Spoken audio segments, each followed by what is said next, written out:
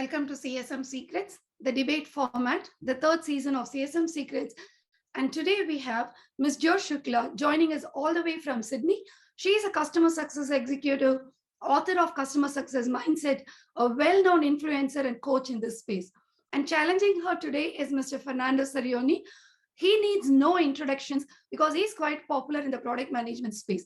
He comes from a background where he's navigated the most complex product that can exist in the software space, which is telco. And he has some interesting questions about customer success. Let's go. Hey, Fernando. Hey, Joe. Hello. Hi, Shubha. Good to see you. How are you? Hi, Joe. Doing good. Thank you. So today's context and all we are going to talk about is product, right? We've heard this constant feedback coming from various groups that customer success, no matter people that are in support, anybody in customer success needs to have a very strong product expertise to be able to do their job well. Is that real? Is that true? What does product think? What does customer success think? Let's go. Fernando, you want to shoot? Okay. Thank you, Shubha. Well, Joe, good meeting you here. And I would say one of the questions would be how, based on your experience, how much the technical proficiency on the subject matter, right? Talking about the product or the solution that you're supporting or selling. How much weight do you put into the technical proficiency for the CSM to be successful? This is a loaded question for a 7 a.m. meeting, but I will say this. I think there is no one-size-fits-all scenario here. I think it really depends on the complexity of the product. For me, as a customer success leader, the core skill set that I see in a CSM during the hiring process is the ability to listen to customers and understand their needs. Now, the second step in the process is what does that understanding of needs mean? Does it mean that it's okay if you don't have industry expertise? Is it okay if you don't have technical expertise? But are you able to convey information from the customer to the product team and back in a certain way? So I think that second step in the answer to your question about having technical expertise really lies in the complexity of the product. So it can be both yes and no, depending on the environment that they're in, the business that they work for, the nature of the customers, and the nature of the product itself. Sometimes what happens is that the nature of the product requires you to have a technical understanding, but your stakeholders at the customer end are non-technical. So then how do you translate that information? Because you don't want to end up confusing either internal or external stakeholders. So for me as a customer success leader, all of those, it's not a straight yes or no answer. I think there's a lot of factors that come into play while making that decision. Right. Okay. Yeah, I think part of that is always a debate on, as you said, how much it is a balance. As you say, you have to be able to empathize with the customer, getting them to trust you in some way, being you part of the whole cycle. But the question here is, if you have to pick a CSM, would you say you have to have, I would call it sales skills, in the sense that you have to be able to engage with the customer and they have to trust you and want to do business with you? But at the same time, you have to gain their trust, so they will allow you to drive the project to the end. Let's say once you sign the deal with the customer. So I think the question here will be, how is the balance between sales skills and technical skills? Do you need both? Do you need a mix of the two? Depends on your opportunity, as you say. So would you say that you have to have always a balance between the two, or just by having maybe the sales skills alone maybe enough? I'm thinking about mainly, just to put it in context, about putting about that in mainly on the technical proficiency. I'm sorry, in the technical fields, right? I think just having sales skills never helps anyone. And again, I say this with all due respect to all of my colleagues in sales.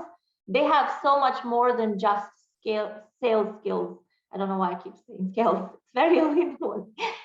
It's more than just sales skills that come into play, especially in the customer success profession. We're not obviously the primary goal is not for customer success managers to make sales. the sale comes as an after effect, or an expansion opportunity comes as an after effect of the relationship that is built. That whole trust-based selling concept is the foundation of customer success. We're all selling something, and that's why businesses exist. But again, the core fundamental of having a customer success team in place is that value proposition, is accelerating that time to value.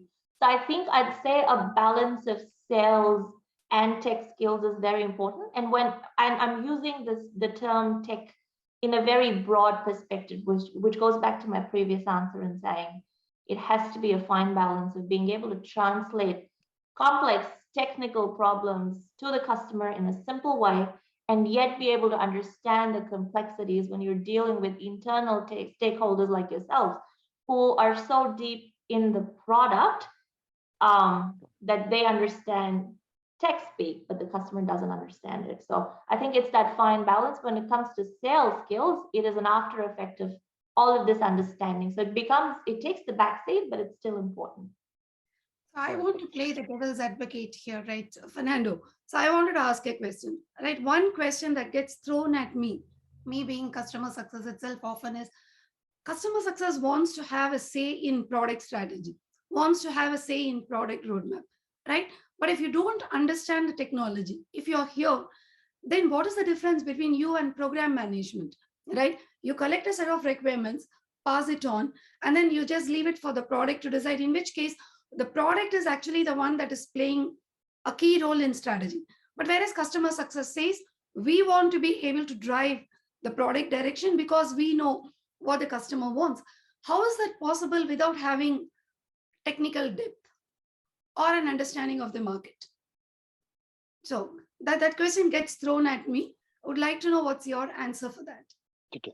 I think that, again, products exist for that. Why do products exist? Let's go back to the basics, and just the basics of the logical equation about why we're having this conversation in the first place. Product exists because they solve a problem in the market, right? And they exist for the customer thereby. What do customers want? They want constant innovation because their needs are changing every day. The market is changing every day. Which is the team that is closest to those changing needs? Which is the team with their ears on the ground? It is the customer success team. What is the aim of the product team? It is to understand what those changes in the market are. So if you put all of those tools together, you get to why we're having this conversation. And that's why it's very important for customer success and product to work closely together. I think the part of the equation that most companies do not get right is the how. How do you enable that three-way conversation in a way that it's most valuable to the customer, gives enough value to the product team, and also keeps the team that's listening to several customers at the same time in the loop? And does that mean that every single feature that every single customer asks for gets pushed to product? The answer is no. That takes us nowhere. So I think finding that fine balance and keeping everyone in the equation, the customer, the product team, and the customer success team appropriately involved is really important. Yeah. Fernando? Yeah, I would say I think Jyo answered very well. I think the balance, as Jyo say, is how do you gain credibility, right? So you have to, as you say, you have to be credible in front of the customer on one side to understand that you're going to be taking their side within the company. But at the same time, when you go in the internal dialogue, you have to get the credibility with, let's say, the product team to build and get accurately that what you're asking for is important, is relevant. And that's if you are in terms of getting to a CSM to be successful, is that balance between being credible externally, being credible internally, and being able to influence your company to get to the point, they say, product management or executive team, to do what you're asking for, right? So how do you get that credibility will be one of the challenges, because you have in some way to convince, you're in the middle of the two places, right? Customer and internal organization. So, I mean, so Joe, what is your view of the product team? Like, how can the interface between product and customer success smoothened? What can the industry do to, achieve this credibility, the customer satisfaction that we all are aiming for? I think I always say that it's, again, going just beyond what we do with product teams. Customer success is kind of the team that brings all the departments of the company together. And that's what customer-led growth is all about. I think the industry is still finding, from what I've seen, its balance between product-led and customer-led growth. What I want to say is that my experience has told me there is no reason why one growth model has to exist at a time. If you complement your product-led growth model with customer-led growth, it means that your eyes and ears are on the ground, listening to customers and appropriately feeding that back into how your product grows and how your business grows. So I think the industry-wise, we're still finding our feet in how we make this work, and it gets complicated within companies as relationships and team sizes get more complicated. If I were to say best practice, I think we start by developing, and there's so many tools out there that a lot of companies use, the bigger ones. There's tools like AHA that capture feature requests, have them uploaded, and then the product team gets the ultimate say in whether it gets implemented into the roadmap, because it's a question about whether it feeds into the core problem that the product exists to solve, or does that turn the product into something else which we necessarily may or may not want. So I think while I do agree that product gets the ultimate say, it is how much the customer gets to say through the customer success team that's really important. So one thing is to implement tools and systems, uploading feature requests if you've got a high volume of customers, listening to the community, creating a community around the product that really helps. But I think internally, having a regular conversation is really important. So in one of my last few jobs, when there was a customer at risk, and I promise you I didn't do it every time, so Fernando, don't hate me. But if there was an at-risk customer that didn't understand the core fundamental of the product and they'd make a generic statement saying the product does nothing for me, I'd bring in a director of product into the conversation. So the job of a CSM is not to know everything or to know the deep weeds of the technology that they're working in, but to bring the right stakeholders at the right time to show the customers some extra love. So I think those are some of the things that we can do every now and then. It doesn't have to be every time, but I think every now and then when you see a customer who's got a fundamental problem with understanding why and how the product works or what the core problem it's trying to solve is, it's a deeply technical conversation. And I think bringing a product manager or a senior product leader into the conversation has always helped make the case. So I think, again, going back to what I said earlier, how do you enable that three-way conversation is really important. And that's what we're trying to get right as an industry. Yeah.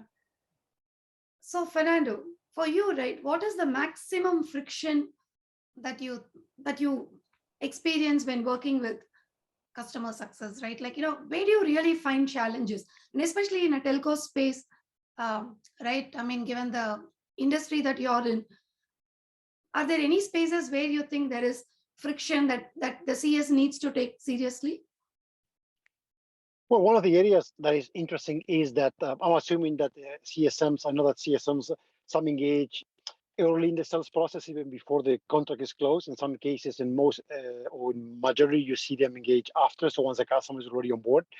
And one area that is interesting and I see as a source of friction is now, well, you as a product manager usually looking for all these innovative things, the new technologies, the new differentiators, always looking forward. But sometimes customers say, well, I have some problems today. Let's say usability problems, problems on that help me troubleshoot my product, or so much more down to earth or today's problems that I need to solve. And that's what usually the customer will tell the CSM right now, hey, I need to solve this number of problems. And sometimes the product manager is looking forward and thinking, oh, I'm looking 5 years ahead. And then you have this balance between innovation and new cool functionality versus the, I would say, call it a little more boring day-to-day things, right? And that balance is interesting because you have to get into a justification exercise. And this is causes usually a lot of frictions, and you have sales asking for the new and flashy things. I think CSMs usually are much more grounded in reality and asking you for things that make the product more usable, more easy to support. And then you have the product manager dreaming ahead on the, and also trying to balance the justification of everything. So that will be, this is an interesting dance between the different stakeholders on how to make this work harmoniously. Yeah, yeah. So do you have the executive team weighing in your product management decisions? Do they come and say, listen to customer success, do prioritize what they say, put everything else later?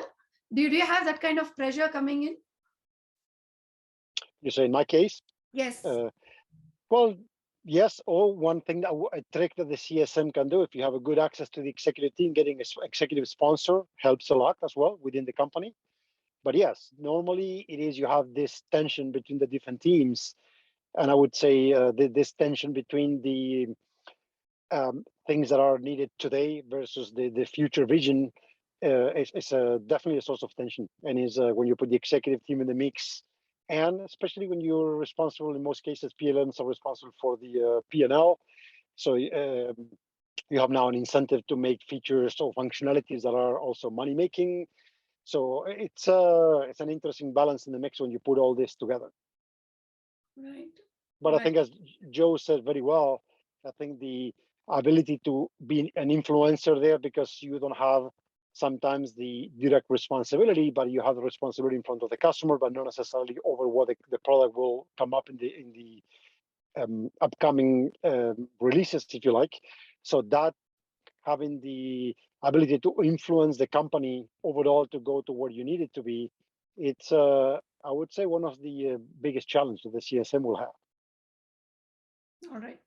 So Joe, I've heard some of my customer success team say that, given the fact that we bring in all the insights about the product, and we become like a secondary market research arm for the product, right? We bring in all the customer insights, and so product management will eventually be half customer success going forward, right? I mean, it's going to be a major influence.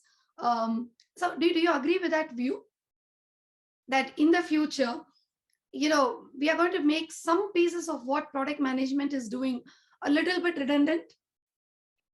I wouldn't say so. I would side with Fernando on this one. I wouldn't say so. I think customer success is a discipline in itself, and it's at the core of it is time to value for customers and the business growth that comes with it. Being a customer-centric organization, if you look at an organization-wide strategy, is teams working together, not teams vying for each other's jobs. So I think each team comes with its own expertise. And my belief is sticking to our own guns and doing what we do best individually as departments, but bringing it all together is what customer centricity really means to me. So I don't think anyone's making anyone redundant. We're all playing to our strengths, but most importantly, playing together in a way that works for the business. All right. It sounds like a very cheesy answer, but that's what I believe in. No, I think it makes that's part of being playing nicely and being able to influence everybody. That's a good answer. Yeah, that is true. No, I would say one question that I always had was that, well, CSMs, you tend to think that always will be engaged after the opportunities are already onboarded, but I see some trend that CSMs, many successful ones, are even engaged even before the opportunities are onboarded, right? So do you have a view, Joe, on is it a trend that is changing, or is that more successful? I would say if you're going to be giving advice to CSMs to be successful, would you encourage them to engage early in the process, or wait until the opportunities are closed and then you jump in and then you take over? What are your thoughts there? I think I'm a huge fan of in the interest of saving time for everyone who's busy doing everything that they do. I'm a huge fan of thinking about what a high value deal means to a business. And it doesn't have to be a high revenue deal. It could be a high potential deal. It could be a deal with an influencer in your market. So I think with high value deals, the answer to involving a CSM early on in the process is definitely yes. What it does is it shows the customer some extra love going, this is what you get afterwards. It also helps to set the expectation right. Because sometimes when we're closing high value deals, we end up saying a lot of things just to close the deal. And I think having customer success in the room helps tone down those expectations, set them right, yet show the customer a vision of what's going to happen next, how it's going to happen, and how we're going to hold, not necessarily hold their hand, but accompany them step by step throughout that journey. So I think in high value deals, 100% the CSMs should be involved, or the customer success department in some shape and form should be involved early on in the process. If we're doing that across the board, is again, it's optional. Okay. Back to the credibility that we discussed, right? So yeah, makes a lot of sense. Oh, that was a good, very good dialogue. Great answers from Jyo. So really, very enlightening. Fernando, what's your verdict? I want to understand what is both of your verdict from this conversation. So what is your overall summary about customer success, getting involved in product decisions, getting involved in sales cycles? What's your overall perception? It will be good to know. Well, I think that is in having worked as we worked together with you, Shubha, in the past, is that I think that sometimes the customer success manager may be seen as or is not valued, or is mostly undervalued in many cases, because they say, well, you're there. I would say that the first impression is a person or a team that will be supporting when there is a problem, right? And I think this is a very unfair assessment of the CSM, because you can do way more than that. You can, in some way, as I think Jyo said very well, you will have good credibility with the customer, that you're not just trying to sell them something. They know that you are going to be the one when you have a problem, that the CSM team will be there for you. So I think it's a role that maybe it is not as well recognized or acknowledged as it should be, because in the end, when it comes, one thing is winning the customer, yes, but the other one is maintaining the customer and growing it. And if that customer is not happy with you, yes, you may do the first sale, be very happy and celebrate on the whole thing, but if this is not repeatable, these days you look at most of the businesses, especially in telecom and enterprise as well, is a lot of recurrent business, right? Is annual subscriptions, and if you're not happy, you're not going to renew, you're not going to stay.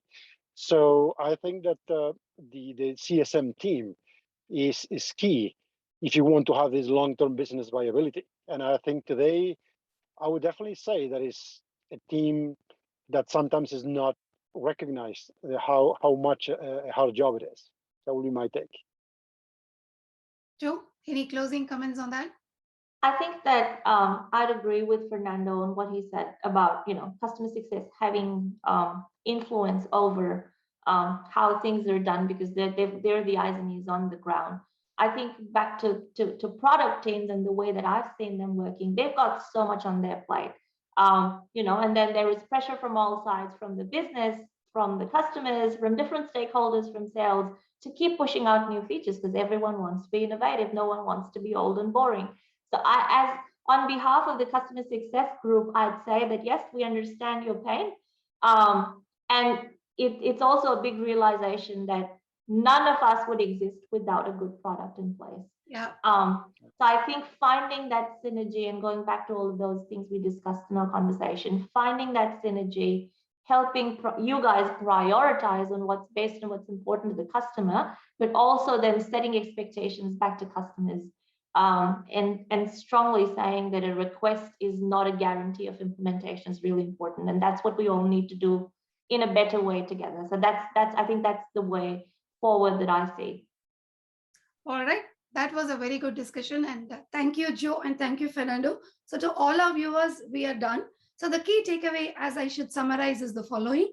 There needs to be good synergy between customer success and product. One cannot exist without each other. Customer success is still underrepresented. We need to do something about it.